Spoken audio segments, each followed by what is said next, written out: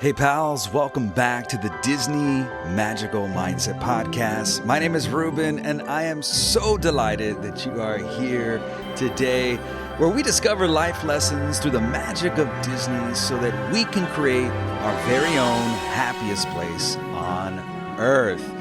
Today, I want to take you back 75 years ago when Disney introduced us to one of its most imaginative animated films of all time, Alice in Wonderland. Now, Alice has always been one of Disney's most unusual movies, right? It's whimsical, it's confusing. Sometimes it feels like absolutely nothing makes sense. But isn't that the point in Wonderland?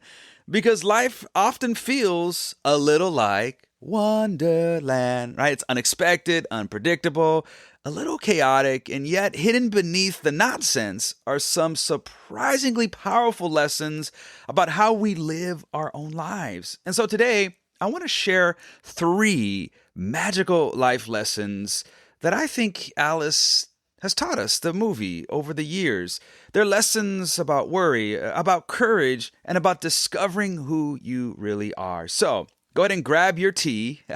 Let's go on the teacups. And we're going to follow the white rabbit down the rabbit hole. And let's see where we go together. Are you ready? 'Cause here we go. The first lesson, as we celebrate 75 years of Alice in Wonderland, is going from Worryland to Wonderland. That's lesson number 1. One of my favorite songs from the film is In a World of My Own. It's such a beautiful song. You know, before Alice ever follows the white rabbit, before she ever falls down the rabbit hole, she dreams, she imagines, she wonders. She sings about a place where cats and rabbits would reside in fancy little houses and be dressed in shoes and hats and trousers in a world of my own. Okay, that's enough. Wonderland didn't begin with a rabbit, did it? It began with imagination. There I go, man. I just can't help it. But think about that. If Alice had spent all her time worrying about tomorrow, she never would have chased the white rabbit today, right? This very day. She would have stayed exactly where she was. And how often do we do the same thing? And I get it because we all do it. I do it myself. You know, things get busy and we start thinking about next week or next month or the next doctor's appointment, the next bill, the next conversation, and we completely miss the incredible moments that are happening right now.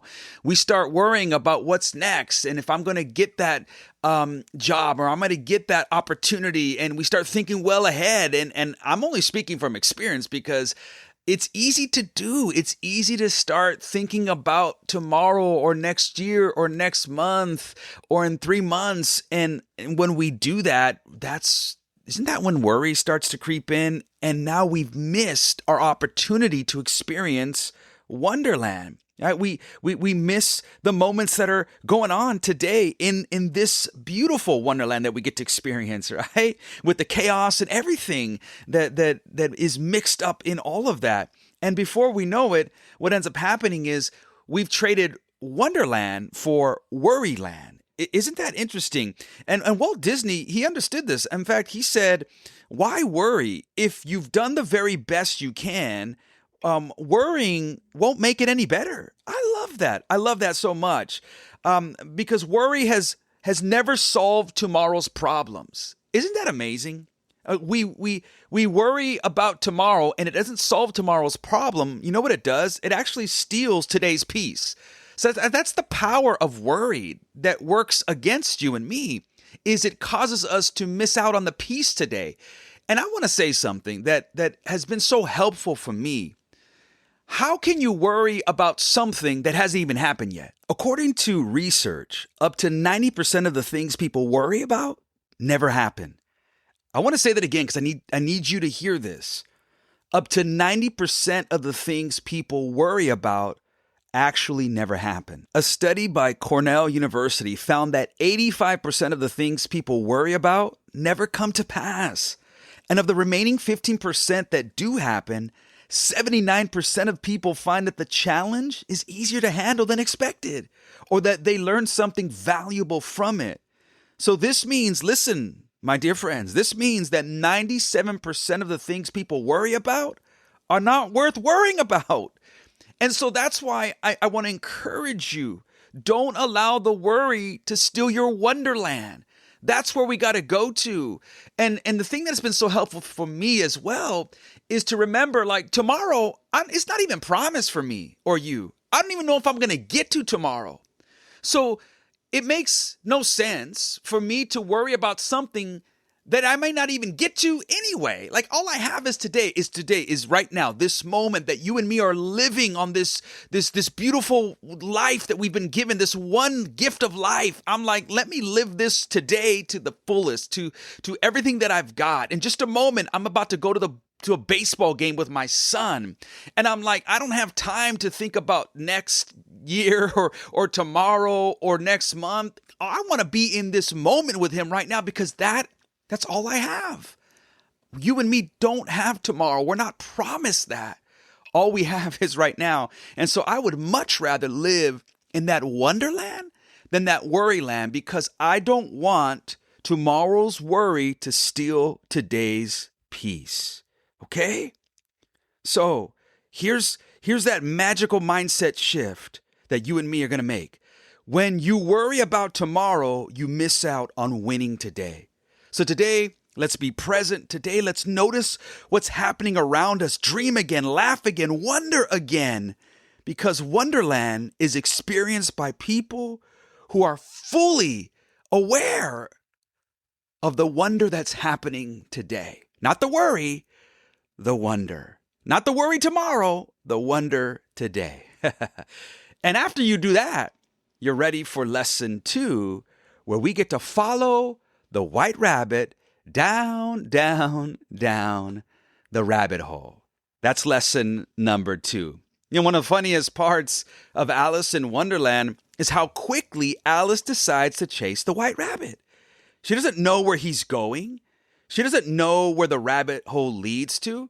She gets a little distracted, yes, right, as she's sitting on the tree, doesn't really care about the instruction, the reading. She's just like in a world of her own, right? Like I can do so often, and I know you and me can do as well, right? The daydreaming, and she's like, I'm not going to wait. She doesn't know what's waiting at the bottom of that rabbit hole. She's just going to follow. And can I tell you something?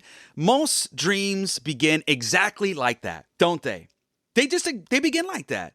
There's no map without a guarantee, without knowing how everything's going to work out. And so many people postpone their dream because they're waiting for certainty. They're waiting to have the map figured all out. They're waiting to have everything in order. And I'm like, that's just no way to follow your dreams, because if you keep waiting for that, you're never going to get there. Have you heard this before? I'm going to start when everything is ready, or when I know everything. I'm going to only do it when I know that I'm ready. I'll take the step when I know it can't fail. But that's not how dreams work. Walt Disney didn't know exactly what Disneyland would become. He didn't know. He had a dream and he chased after it and he went after it. And I'm still amazed that he did this Disneyland dream from start to finish. You know, when they broke ground in 1 year. Oh my goodness. He simply knew he had to begin. He knew he had to begin. And the white rabbit reminds us that this is how those dreams start. Right? It kind of looks like this, like taking the next step before you know where the path ends. So when you think about your dreams, I want you to think about the white rabbit and following the white rabbit down that rabbit hole. And you don't really know where it's going to go, but you know that you've got to do this, because if you don't, and if you keep waiting, you're never going to go. You're never going to get there. And maybe today, your white rabbit is that conversation you've been avoiding. Maybe it's starting the business or writing the book or applying for the job or reaching out to content creators or people that you're trying to grow your online presence, right?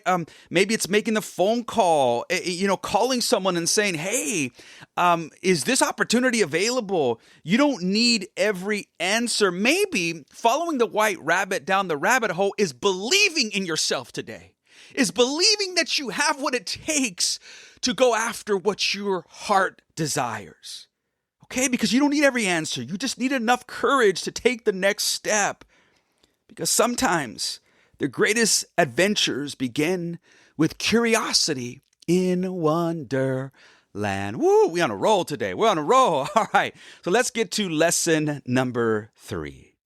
The final lesson in Alice in Wonderland is to remember who you are. I know it sounds like very Simba and Lion King, but there is a conversation in the movie that happens with the caterpillar. And it reminds me of this, remembering who you are, right? Because the caterpillar asks that one famous, simple question: who are you? Who are you? And Alice answers, I hardly know, sir. And while it's funny and we kind of laugh, I think we all can resonate with Alice because at some point we've all felt that way. Life just has a funny way of making us question ourselves. And Wonderland constantly tells Alice she needs to change, right? When she's in Wonderland. Or with or the caterpillar that poses this question, and all of a sudden I'm sure there's all these thoughts that come that we think about. In Wonderland, it's eat this, drink that, grow bigger, shrink smaller, you're too much, you're not enough, off with their heads. All right, the Queen of Hearts. Doesn't that sound familiar? And social media tells us who we should be, right? That's the thing about social media, which is why breaks are so important. But social media will tell you who you're supposed to be. And then there's comparison that tells us we're behind, and we're constantly comparing ourselves with other people, which causes us to worry and miss out on our own Wonderland, right? Then you have culture that tells us this is what success looks like. Success looks like a certain way. And so what happens is you define success based on other people's interpretation of success. And because you don't look like that or do that thing or are successful in the way that they determine success to be, then you feel like a failure and you feel like you're not successful. And pretty soon we forget who we really are. But here's what I love about Walt Disney. He didn't become Walt Disney by becoming someone else. He embraced the person he was created to be. He became this Walt Disney because he imagined something that nobody else could see. And I love this about Walt, and I want to just encourage you today. Maybe that's your reminder. Don't spend your life shrinking yourself so you'll fit into someone else's expectations, because here's the thing I know about that.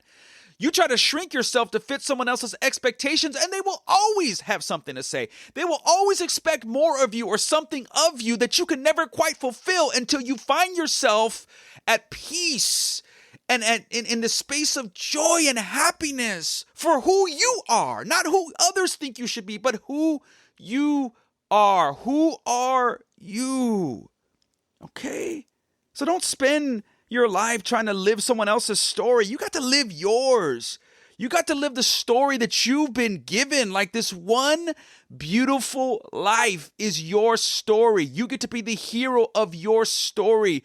You get to live your happily ever after. You get to create your very own happiest place on earth. It's your story, and that's enough. As we celebrate 75 years of Alice in Wonderland, perhaps the greatest lesson isn't found in the Mad Tea Party, although there are lessons for sure there. Or the Cheshire Cat. Cheshire Cat's got a lot of lessons. Or even the Queen of Hearts, as scary and tough as she might be. Yes, there are lessons there, but maybe the main one is this, is that every single day, you and me get to choose. We wake up in the morning and we start our day, and we get to choose to live in Worryland, always anxious, fearful, always waiting for someday. Like, you get to choose that you can live in Worryland, or we can choose Wonderland. A life filled with curiosity, faith, joy, wonder, and imagination. Because the people who experience the most magic aren't the ones with perfect lives. They're the ones who never stop believing, there's still something wonderful waiting for them in Wonderland, or around the river bend, or the next corner. They believe that there's something wonderful waiting for them. Thank you so much, my dear friends, for spending a few minutes with me today.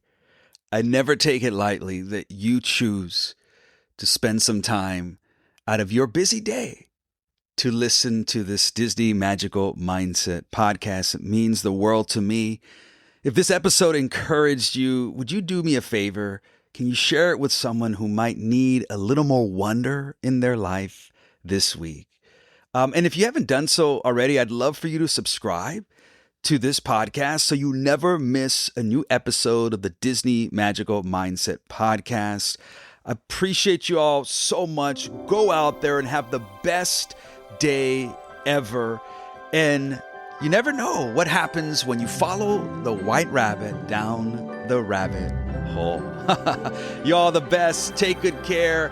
Much love to you. Until next time, keep dreaming big, keep believing, and remember always, you are the magic, because the magic is in you.